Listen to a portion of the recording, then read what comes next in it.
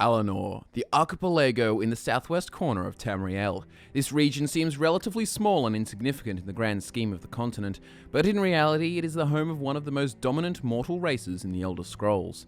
Alinor, also known to most as the Summerset Isles, is revered for its architectural magnificence, but detailed accounts of the province are hard to come by as the Altmeri inhabitants are historically staunch in their strict rules for permitting foreigners to their shores. Human traders have described the capital of Alinor as being made from glass or insect wings, and considering that the Altmeri are renowned for their intellect and enhanced magical abilities, it is no surprise that their homeland is a marvel to any lucky enough to see it with their own eyes. Despite its beauty, there is no denying that the province and its inhabitants have played a huge part in Tamrielic history, both good and bad. In this video, we're going to give you a concise rundown into the history of these marvelous isles. The Summerset Isles are believed to be the first landing point for the Mer, leaving their ancient homeland, and the altmer inhabitants are believed to be direct descendants of the Aldmer, the original race of Mer in Nirn. Furthermore, these Aldmer were believed to be direct descendants of the Elnafae, the descendants of Aedra, who walked Tamriel during the Dawn Era. I know what you're thinking, that's a hell of a lot of descending, but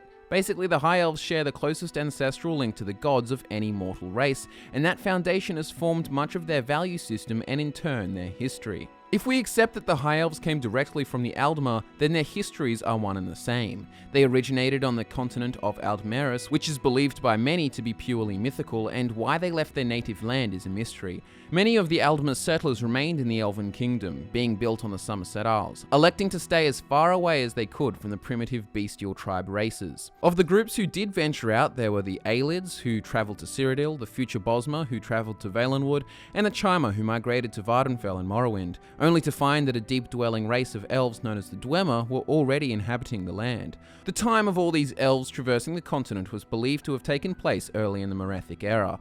The ones who remained in the Isles became the Altmer, the High Elves. Despite taming the archipelago and instilling their way of life, the First Era was plagued with conflict for the High Elves of Alinor. The slimy Slode were constantly showing their ugly mugs on the shores of the islands, and these invasions even led to the sacking of the city of Skywatch in the 1301st year of the First Era.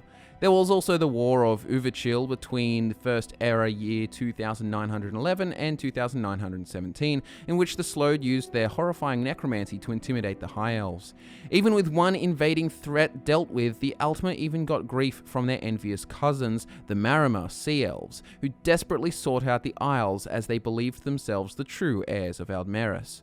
Towards the end of the First Era, the Summerset Isles were incorporated into the Second Imperial Empire. The common theory here is that the High Elves joined willingly, as the terms allowed them to prohibit all outsiders barring traders and imperial ambassadors. Eric of Gois, personal emissary to Emperor Riemann II, supports this, claiming that the Altmer paid their dues to the empire less out of fear for war and more for the ability to keep out foreigners. During the interregnum in the Second Era, the Summerset Isles founded both the First and Second Aldmeri dominions. The first was forged to ally with Valenwood and elsewhere against the Daggerfall Covenant and the Ebonheart Pact in the 580th year of the Second Era. The second occurred in the 830th year of the Second Era when the Isles conquered Valenwood. Both of these aimed to re-establish elves as the dominant force in Tamriel in the wake of the fall of the Second Imperial Empire. The Second Era concluded with the Tiber Wars. These conflicts were begun by the Clovians and continued by Tiber Septim, who used the Numidium, a colossal humanoid brass golem, to conquer enemies of the Empire.